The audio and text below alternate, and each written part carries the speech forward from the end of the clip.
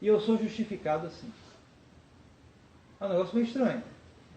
Claro, porque você é pecador e ao mesmo tempo justificado. Mas, para Lutero era assim. Se você é a consciência constante da nossa salvação e justificação. A fé para Lutero era isso. Essa consciência constante de que nós somos justificados por nosso Senhor Jesus Cristo.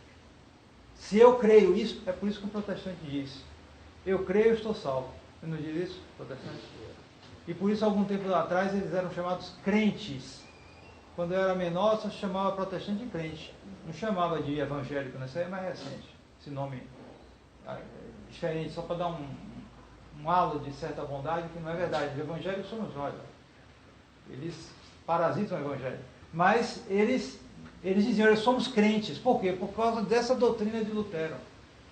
Se você crê que Jesus Cristo salva, então você está justificado dos seus pecados. Deus não olha para os seus pecados. Você é pecador, mas Deus não olha para os seus pecados. E você vai se salvar assim. Não sei como é que vai ser. Deus que vê tudo não vê. Na verdade, trata-se de uma ficção, de uma fraude. É uma fraude. Não há renovação interior. Se alguém se converte, está na graça de Deus, ele deixa os seus pecados, ele muda de vida, ou começa a mudar de vida. Para Lutero, não. O que vale é unicamente se você tem essa fé, e que, não só isso, mas deixa de ser fé. Porque a fé católica, o que ela é? É uma adesão do espírito, da inteligência, ao que o magistério da igreja ensina. É uma adesão da inteligência. A fé, segundo Lutero, é uma confiança. Uma confiança humana, simplesmente. Eu confio, eu creio que Jesus me perdoa e pronto. Então, essa teoria da justificação pela fé, ela, por assim dizer, muda o centro de gravitação da religião. Porque no catolicismo, a religião gravita em torno de Deus. Deus é algo objetivo. Você colabora com Deus na sua santificação. Você recebe a graça de Deus, mas você pode perder essa graça de Deus. Você pode perder, você pode fazer frutificar, é o talento, né? Pode aumentá-la, pode diminuí-la. Então você tem que trabalhar a vida toda para isso, para obter sua salvação. Então por isso você deve rezar, você deve fazer as obras, né? Você deve fazer caridade, você deve assistir à missa, você deve se confessar, frequentar os sacramentos. Tudo isso é o que vai aumentar, vai fazer, dessa maneira nós vamos cultivar nossa vida interior, e nós vamos crescer na graça de Deus, mesmo que nós não constatemos claramente fisicamente. Mas tudo gravita em torno de Deus. É algo objetivo. No caso de Lutero, a coisa muda. Eu tenho confiança, eu tenho consciência, é tudo aqui dentro. Se eu tenho essa consciência, pronto, eu estou justificado. E se eu não conseguir ter essa consciência, quer dizer que você é danado, Deus predestinou você para o inferno. Então a coisa fica toda dentro da gente. É o subjetivismo. Está ali, tudo ali está... É curioso ver que quem estuda um tanto de filosofia, vê que a filosofia, o desvio da filosofia, a filosofia subjetivista, ela se espalhou sobretudo em países protestantes. Sobretudo. Porque os protestantes já tinham essa mentalidade subjetiva. Eles estavam fechados em si mesmos. Então eles eram mais facilmente aderiam a esses tipos de filosofias errôneas. Então, sendo justificados pela fé,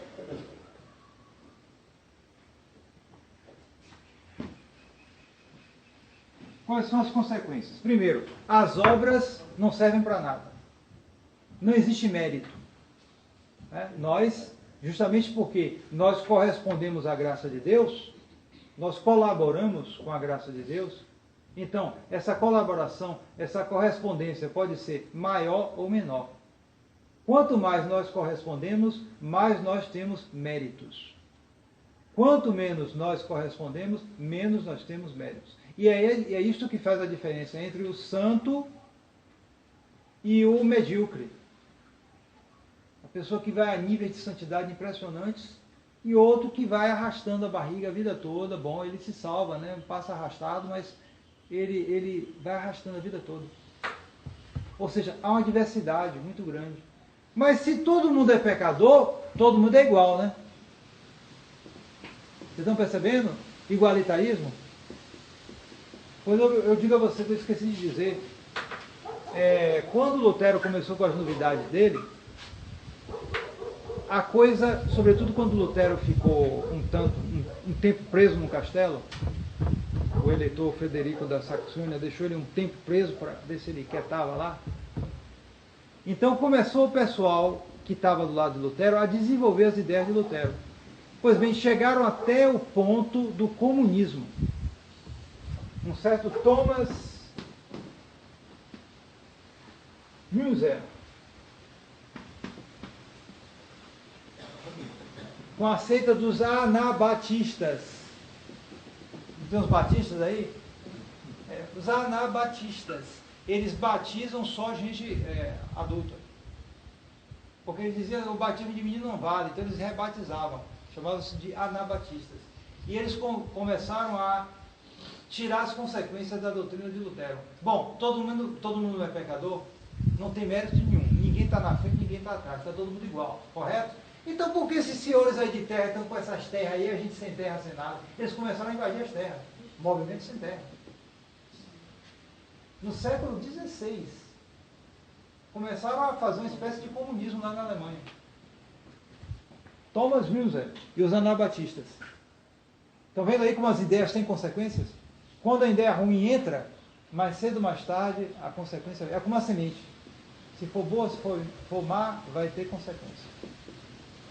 E a gente sabe que Lutero, depois que tomou pé nas coisas, ele viu que a coisa estava indo demais, ele voltou atrás. Ele entregou o poder religioso ao poder civil. E mandou matar esse pessoal, que realmente estavam atacando e estavam fazendo muita violência. Então, por causa disso, houve uma guerra dos camponeses, os senhores acabaram vencendo os camponeses e houve 100.000 mortos. Vocês já viram isso estudando aí nas faculdades da vida, nos colégios aí, já viram isso? 100.000 mortos. Mais os 4.000 mortos da Inquisição Espanhola em 332 anos, todo mundo, isso é dito, é exagerado, por causa do protestantismo. 100.000 mortos. Por causa, nessa guerra de camponeses, promovida por Thomas Müller. Então Thomas Müller tirava essa consequência. Se não há mérito, se não há... todo mundo é pecador, então todo mundo é igual. Todo mundo é igual. É lógico.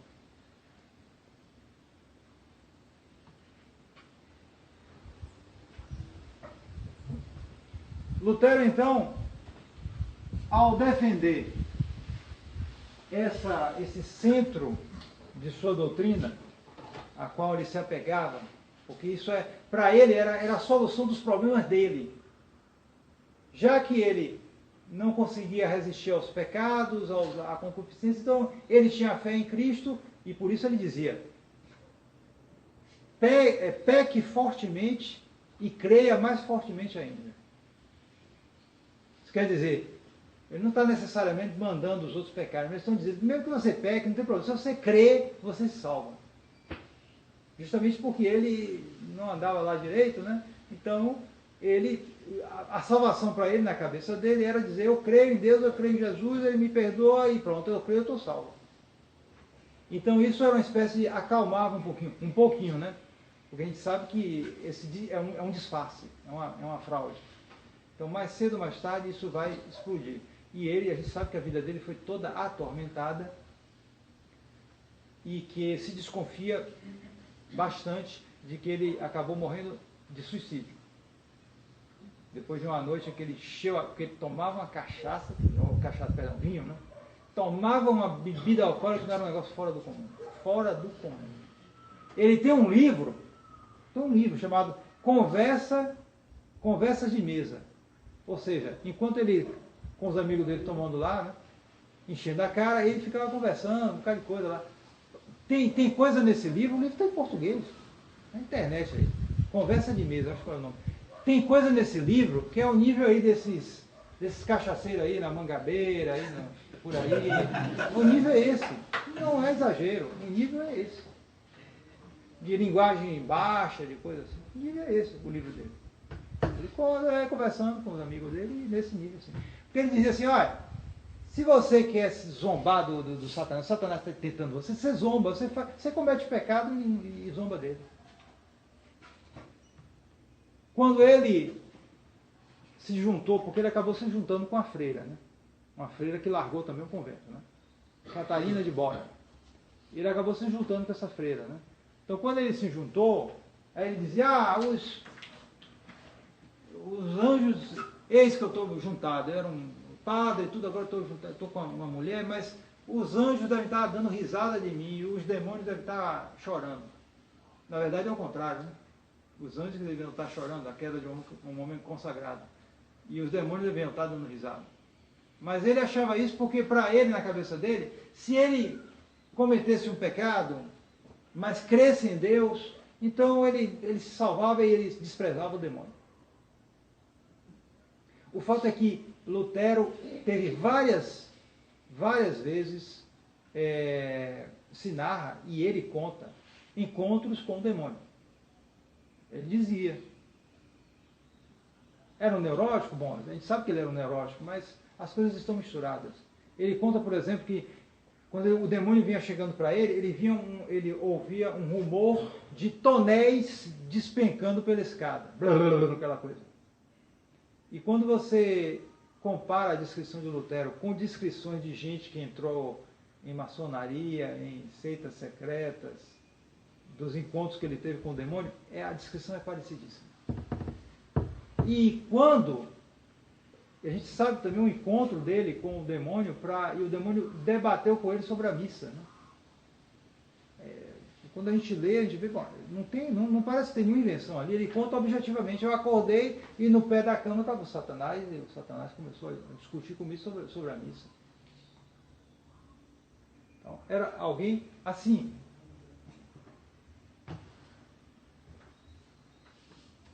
Então, para defender essa doutrina, que era a libertação na cabeça dele, libertação da situação interior dele, ele acabou tombando num segundo erro gravíssimo, que é o livre exame.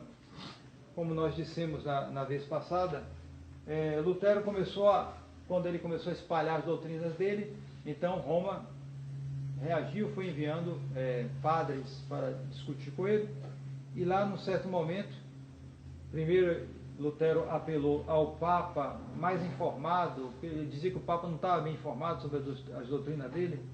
Depois que ele viu que o Papa estava informado, ele começou a dizer que os concílios diziam coisas contrárias ao que o Papa estava dizendo, até que, numa discussão com o teólogo Johannes Eck, esse teólogo jogou na cara dele assim, botou, olha, você está dizendo isso é contra a tradição da igreja, contra os concílios. E começou a citar os concílios. Na frente dele ele ficou.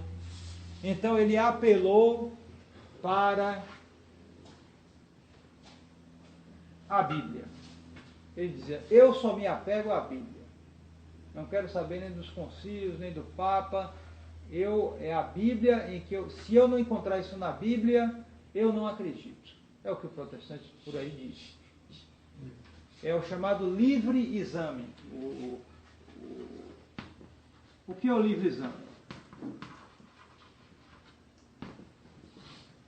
O livre exame diz que cada pessoa tem um canal particular próprio de comunicação com Deus. Com o Espírito Santo, no caso. O Espírito Santo se comunica a cada um em particular. O que é que nós aprendemos? Nós aprendemos que nós temos comunicação por Deus por meio de intermediários. Em particular, quando nós queremos saber o que nós devemos crer, nós procuramos o magistério da igreja. Este magistério é que tem as graças do Espírito Santo, os carismas, para definir as doutrinas que são corretas e condenar as doutrinas falsas. Isso é o que nós aprendemos. Para Lutero, não. Para Lutero, nós temos um canal de comunicação direto com o Espírito Santo. Além disso, enquanto que para o catolicismo são duas as fontes da revelação, a saber, a Escritura e a tradição,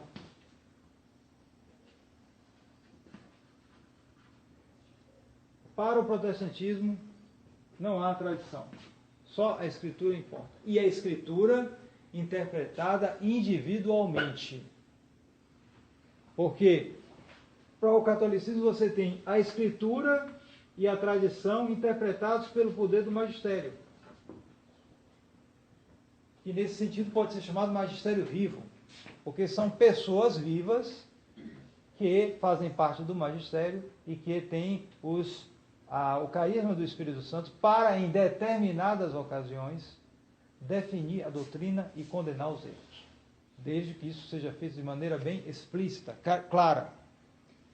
Para Lutero não, simplesmente a Escritura e a Escritura interpretada individualmente por cada cristão. Se você é batizado, dizia ele, se você é batizado, você é sacerdote, você é profeta, você pode interpretar a Bíblia. Você lê a Bíblia e o Espírito Santo diz o sentido da Escritura. Ora, o que é que nós podemos observar nisso?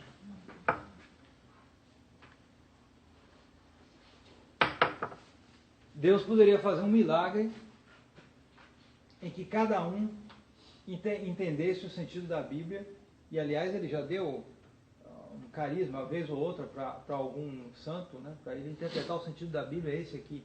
Isso pode ocorrer. Ele podia fazer isso continuamente, seria algo realmente fora dos desígnios normais de Deus. Mas, ele poderia. No entanto, uma coisa é certa, o resultado teria que ser idêntico.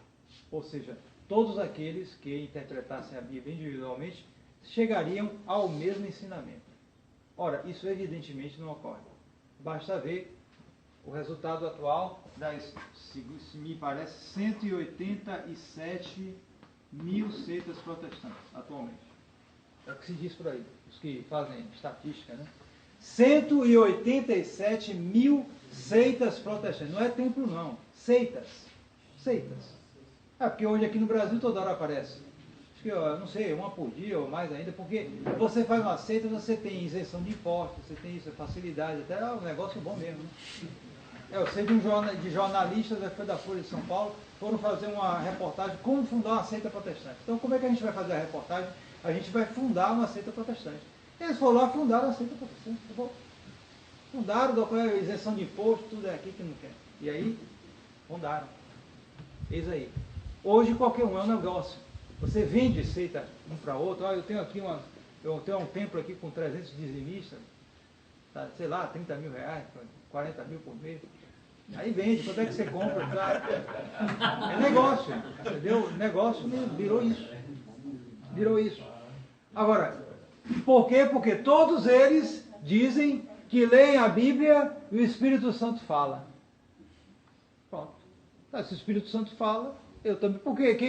Porque você vai. É até uma atitude contraditória dos protestantes. Porque quando eles se sentem. Não sabem responder às nossas questões, então eles dizem: eu vou procurar o pastor. Mas por que vai procurar o pastor? Se você rejeita o padre, rejeita também o pastor. Se é o livre exame individual, cada um lê e tira a sua conclusão. Ora, mas é claro que isso aí simplesmente destrói a sociedade. Vocês veem que em pouco tempo começaram a usar o livre exame, acabou no comunismo. Mas Era um comunismo meio pentecostal, porque Thomas More dizia que era o Espírito Santo que iluminava, pô, acabou, ele saía. Era um negócio meio pentecostal e meio protestante. Então Lutero reagiu, como eu digo, Lutero. Portanto, não era mais livre exame. Então, qual a conclusão a que Lutero chegou? Ele chegou a este princípio. Ele viu que a coisa ele não ia conseguir manter com esse princípio do livre exame. Então, ele chegou a esse princípio. Cuius retio eius religio. Ou seja, para cada rei a sua religião. Então, cada reino, cada príncipe tinha o poder de regular a sua religião, a sua maneira de religião, o seu protestantismo. Ou seja, você negou o Papa e arranjou um monte de papinhas. Cada príncipe era um Papa. Se ele é que regula a religião, ele é o Papa. O Henrique VIII se tornou uma espécie de Papa lá na Inglaterra. Até hoje, a rainha da Inglaterra é a chefe da igreja anglicana. É a Elizabeth, aquela velhinha de 90 anos. Ela é oficialmente chefe da igreja protestante. Se torna uma espécie de Papa. Então, é uma solução de meio caminho para contrarrestar, evitar a dissolução completa da religião pelo livre exame. Se você for pela lógica, destrói tudo. Destrói tudo. E Calvino foi pior ainda, a gente viu, né? Calvino não só ele acabou com o livre exame, mas ele adotou uma postura, né, favorável à lei antiga, à lei de Moisés, e piorou, tornou as coisas uma verdadeira ditadura em Genebra. Bom, finalmente nós temos a destruição da Santa Missa, que foi uma consequência dessas doutrinas heréticas.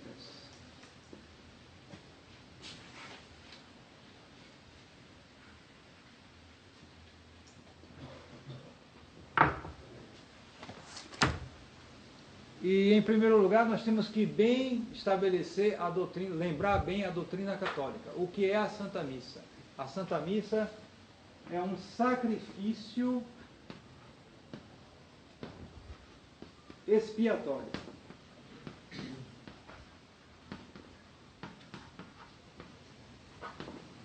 O que quer dizer isso? Quer dizer o seguinte, que na missa a renovação do sacrifício da cruz. É o mesmo sacrifício da cruz, não é outro sacrifício. Mas é o sacrifício da cruz que é renovado para o perdão dos nossos pecados. Ele é expiatório. Torna Deus... perdão, expiatório não. Bom, é expiatório, mas ele é sobretudo propiciatório. Perdão. Propiciatório. Perdão. É um dos 4 fins do sacrifício. Sacrifício propiciatório. Torna Deus propício e leva ao perdão dos pecados.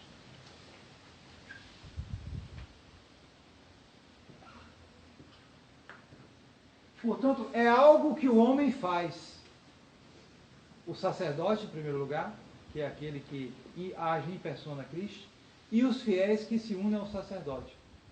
Por meio do sacerdote se unem a Nosso Senhor e recebem os frutos da Santa Missa, o perdão dos pecados, as graças que eles têm, das quais eles têm necessidade. Então, é uma obra, é um sacrifício, e um sacrifício propiciatório, que renova o sacrifício da cruz, justamente porque no sacrifício da Santa Missa há a imolação sacramental do corpo e do sangue de Jesus Cristo. Com a transubstanciação, Nosso Senhor está ali presente. Então, Nosso Senhor com a sua carne e sangue sacramentalmente separadas. Então, se renova ali o sacramento, o sacrifício da cruz. E nós recebemos as graças.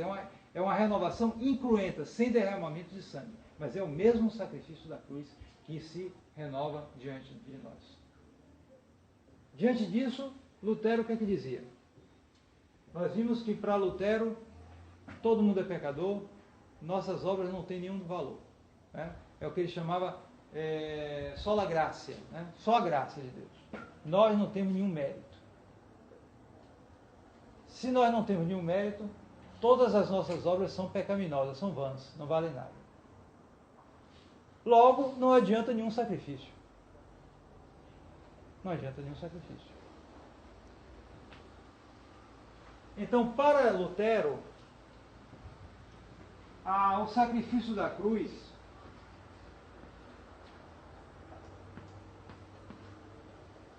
que para o católico se renova na Santa Missa. Para ele, não. O sacrifício da cruz está encerrado na história. Ocorreu há 2000 anos atrás, ponto final. Ponto final. Nosso Senhor sacrificou na cruz, ponto final. Esse sacrifício não é renovado no sacrifício da Santa Missa. Então, para que serve a Santa Missa? Então ele dizia que a Santa Missa é só a ceia do Senhor, na qual nós nos recordamos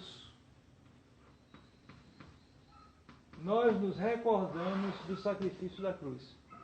Só serve para recordar a promessa.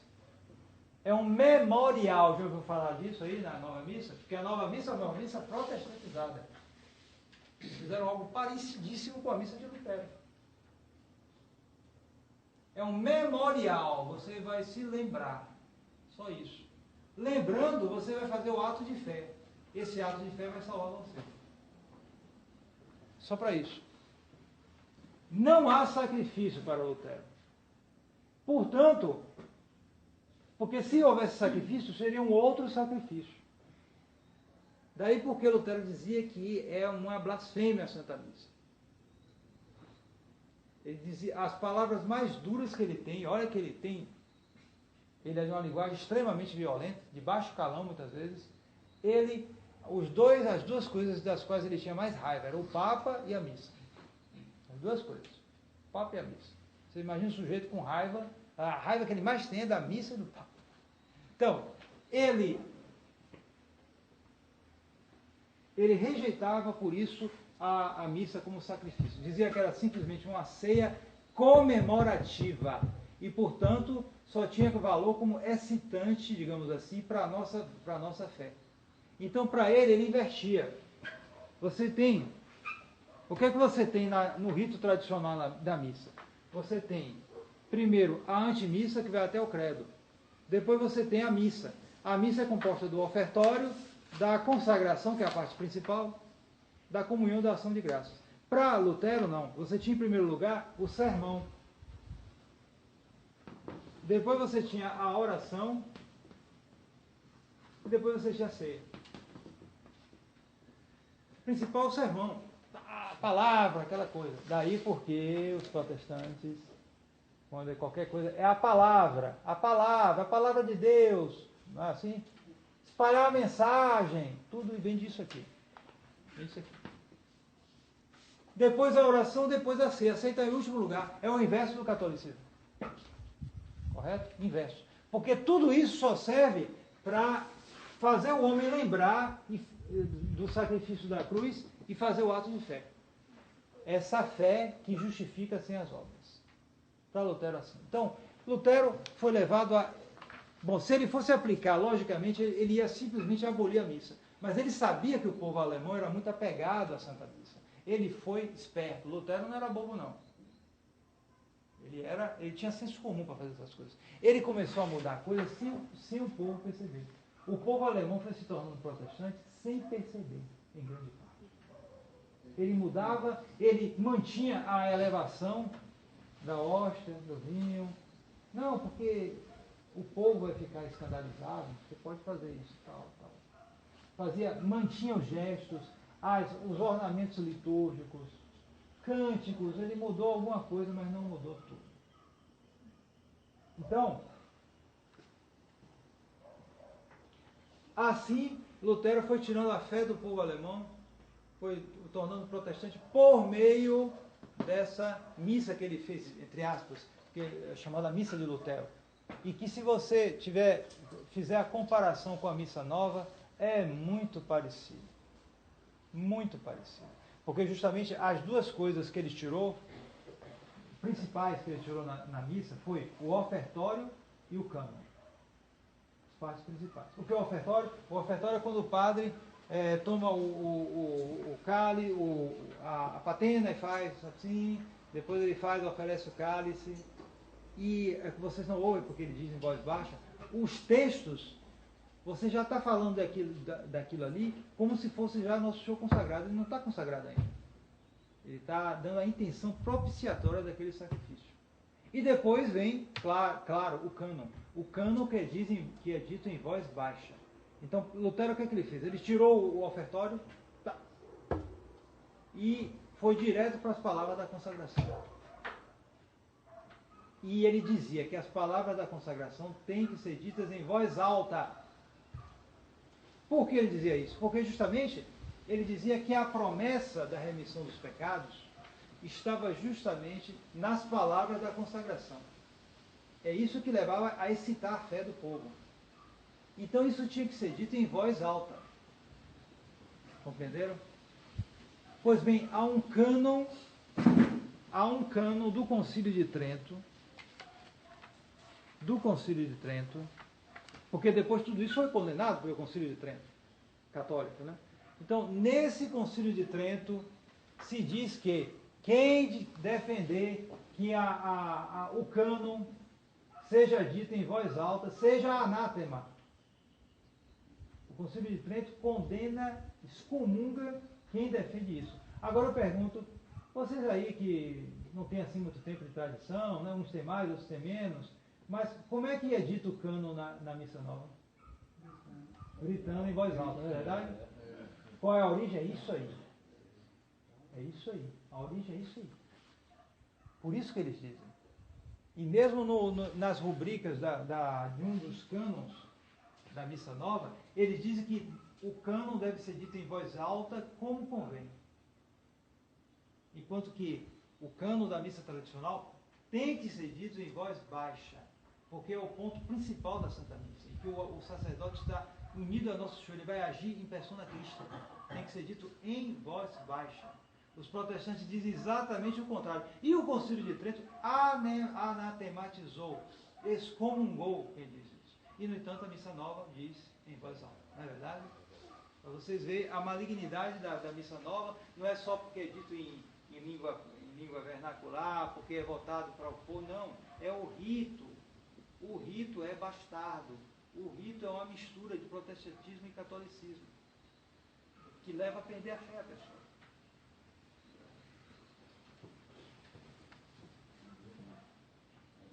Então, isso foi a verdadeira destruição da Santa Missa, né? É curioso que Lutero ainda acreditava na presença real de Jesus Cristo, mais ou menos, é um negócio estranho. Ele dizia que Jesus era presente na ceia durante a cerimônia, depois desaparecia. Mas não sei como. Ele dizia que ele chamava de empanação a doutrina dele. Ele achava isso. Mas os protestantes posteriores largaram tudo isso. Ninguém acredita mais em presença real, todo mundo sabe que o protestante não tem presença real, coisa nenhuma. Nem mesmo os mais antigos não têm isso, né? Então,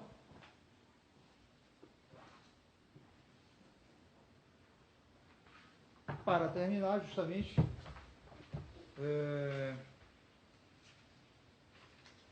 uma comparação rápida, já fiz alguma coisa, mas comparo rapidamente aqui essa destruição da missa com o que foi feito na Missa Nova. Você tem, no rito tradicional, você tem uma hierarquia, como eu já disse. Você tem a antemissa, a missa. A antemissa vai até o credo. Depois a missa, que você tem o ofertório, a consagração, a comunhão e a ação de graças. A parte principal é a consagração. Lutero investe tudo. Coloca em primeiro lugar o sermão, depois a oração, depois a confissão e a ceia. Como é que é organizada a nova missa? A nova missa é organizada assim, acho que você já conhece um pouco isso, né? Liturgia de quê? Da palavra. E depois, liturgia eucarística. Então o que você tem aqui? Uma espécie de paridade. Coloca as duas coisas no mesmo plano. Quando na verdade não é assim. Evidentemente a primeira coisa é o cânon, a consagração, tudo isso. É a missa. A outra parte anterior, com as leituras e tudo isso, é a antemissa. Quer dizer, não é a missa propriamente dita. E antigamente ela era chamada de missa dos catecúmenos, porque os catecúmenos eram aqueles que estavam para ser batizados. Então eles assistiam à missa até o credo. Depois vinha o diácono e dizia, podem ir embora, porque não podia assistir à missa quem não era batizado, nos primeiros séculos do cristianismo. Então, os protestantes inverteram a coisa e os modernistas fazem um compromisso. Colocam a liturgia eucarística no mesmo pé de igualdade com a liturgia da palavra. Na verdade, a gente sabe que a missa de Paulo VI, chamada, foi feita com a participação de 6 pastores protestantes. Isso é fato, é noticiado, todo mundo sabe disso. Justamente a influência protestante estava ali muito fortemente.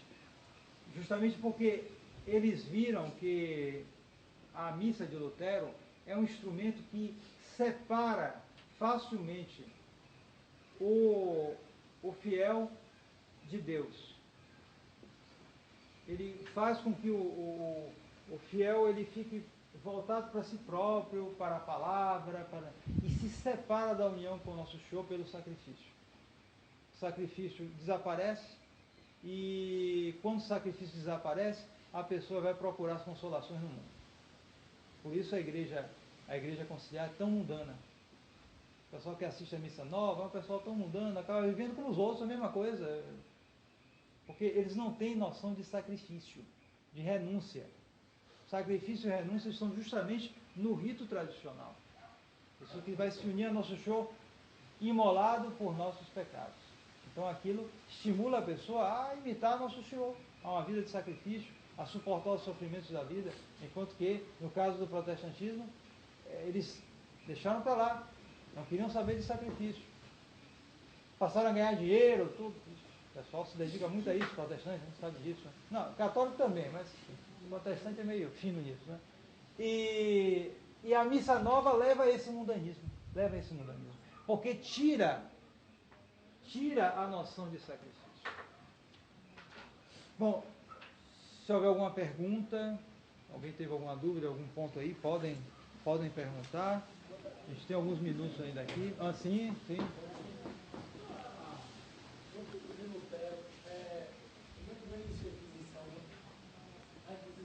Sim, veja bem, a Inquisição, ela já existia, é verdade, porém, na região da Alemanha, ela está enfraquecida. Ela existia em determinados lugares, em outros ela não existiu, está entendendo? Existiram 2 tipos de Inquisição, a Inquisição Pontifícia e a Inquisição Espanhola, os principais. A portuguesa era muito ligada à espanhola, parece. Então, ela existia em determinados pontos, não era em todo o Império. No Império Alemão ela não era muito forte, então ela não reagiu na hora. Realmente Lutero teve, além do mais, não se esqueça, já era uma certa decadência do cristianismo, como eu expliquei na aula passada. O catolicismo já não tinha já essa força. No entanto, ela reagiu em determinados pontos. Por exemplo, na Espanha, a Espanha ia ser contaminada pelo protestantismo também. A gente conhece o episódio que eu até contei, né? Que na Espanha, a mulher, a esposa de um ourives, ela notou que ela acordava de noite e o marido dela tinha desaparecido. Sumia, né? Aí ela, pai, que negócio é esse? Aí ela seguiu o marido. Levantava, saía, ela seguiu. Ela via que o marido entrava numa casa, passava uma senha, aí entrava. Aí vinha outra pessoa, passava a senha, entrava, aí ficou lá. Aí procurou saber a senha. Esperta, né? Conseguiu, não sei como, saber a senha do marido. Aí foi no dia, seguiu o marido e deu a senha também, e entrou na casa. Era uma reunião de altos personagens da Espanha. Gente, era dinheiro. e de altos eclesiásticos, gente alta da igreja católica, na Espanha, onde havia uma reunião de protestantes, com pregação protestante. Eles estavam espalhando o protestantismo, mas debaixo do pano, na Espanha. E chamando gente da elite, gente de alta classe. Aí a mulher peitou o marido realmente tá. Denunciaram a Inquisição foi lá e cortou. Porque a heresia é como incêndio. Começou um foguinho aqui, você apaga, baixa um balde d'água e acabou. Se você deixar, daqui a pouco queimou a casa toda. É o que aconteceu na Alemanha. Está entendendo? Mas na Espanha houve mais reação. Em geral, nos países latinos, a Inquisição, a reação era mais forte. Na França não houve também Inquisição. Então houve briga. O catolicismo venceu, mas foi muito desgaste. O protestantismo avançou, houve muito desgaste. Então variou. A Inquisição não era universal. Havia em determinados pontos, outros não. Mas na Espanha ela foi muito eficaz. E por isso, até hoje, o pessoal fala mal da Inquisição, porque foi justamente ela que cortou o mal pela raiz. Por causa disso, não houve guerra de religião na Espanha. A Inquisição Espanhola, ela matou 4.000 pessoas em 332 anos. 12 por ano. Qualquer governo aí que tem pena de morte, mata mais gente aí. Quantos mata aí no Brasil aí à toa que ninguém sabe? Matava 12 por ano. 12. Evitou milhares de mortos com essas guerras de religião. Está entendendo? Então ela cortou, ela reagiu em certos pontos. Mas no caso da Alemanha, não, a coisa estava mais fraca.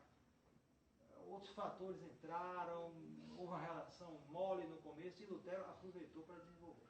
No caso, a Espanha não poderia sofrer influenciar diante do Papa para condenar Lutero, não, embora seja. A Espanha tinha um poder muito grande, mas a Espanha, a Alemanha é Alemanha. Está entendendo? Eles iam invadir. E houve guerras. Realmente, nas guerras de religião, a Guerra dos 30 Anos, os espanhóis foram brigar lá do lado da Alemanha. Contra os alemães, foi uma briga feia, de tudo que é lugar. Só que a França apoiou o pessoal da Alemanha, a Suécia apoiou, a outra apoiou, foi uma briga feia, acabou, um ganha, outro ganha, aí acabou, vamos fazer um acordo depois de 30 anos de guerra, e aí foi o problema, é o problema da Revolução. Ela avança 2 e recua 1. Avançou 2, parecia que a reforma ia tomar tudo, os protestantes, mas os católicos reagiram e empurraram. Mas ficou, tá entendendo? O protestantismo ficou com uma parte e o catolicismo ficou com a maior parte. Porém, perdeu uma parte. Esse é o problema. E a gente sabe que a Revolução Francesa foi uma espécie de desforra dos protestantes, porque eles perderam na França. Começaram a ficar do lado dos maçons, tudo para, vamos dar o toco neles. E foi a Revolução Francesa. Sim. Mas, Joaquim, ainda hoje em Portugal não existe protestantes? Atualmente existe. Atualmente existe? Quando eu estava no aeroporto, já tem uns anos isso, já tem uma mocinha lá, que não adorar a imagem. Agora, eu ouvi a palavra. Com a palavra. Mas quando Paulo VI foi em Portugal em 1967, governo de Salazar, Paulo VI não gostava de Salazar, nem de Franco, porque eram governantes católicos. Então ele queria fazer encontro ecumênico em Portugal em 67. Aí os protestantes falaram, onde é que tem protestante? Não tem protestante, como é que vai fazer encontro ecumênico? Aí acharam 2 pastores americanos para se encontrar com Paulo VI em Portugal. 2 pastores americanos, porque não tinha protestante em Portugal. Hoje tem. Inclusive porque o brasileiro está espalhando também lá. Os protestantes brasileiros. Mas, bom, ainda é uma maioria. Em Portugal ainda é maioria católica, tranquilo. Você vê que o Brasil ele sofreu mais com o protestantismo. Quando eu era menino, o Brasil era 93% católico, 92%. Hoje é 60%, estatisticamente. Mas, por exemplo, o México ainda é 80% católico. O México é mais católico. O México tem uma história católica de perseguição, de guerras. Então o povo ainda conserva mais. Mas no Brasil caiu muito.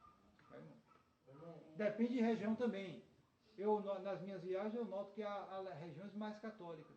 Então, Curitiba, lá no sul, é mais católico do que Salvador. É mais católico. Sergipe é mais católico que a Bahia. A Bahia sofreu muito. Ceará é mais católico. Sergipe é mais católico que a Bahia. A Bahia sofreu muito. Ceará é mais católico. Já Pernambuco não, tá muito... Rio de Janeiro nem se fala. São Paulo é o mundo, tem tudo. Tem tudo. Então varia, entendeu? Mas a Bahia sofreu muito. Sofreu tanto a Bahia como o Rio de Janeiro. Sofreu muito com o protestantismo. Sim. Fugindo um pouco da história de Lutero, eu queria tirar uma dúvida sobre a Idade Média. Eu já vi dois ataques, duas pessoas conhecidas minhas, falando sobre a questão de mosteiros ser populosos. Antigamente havia 1.000 monges, 500 monges.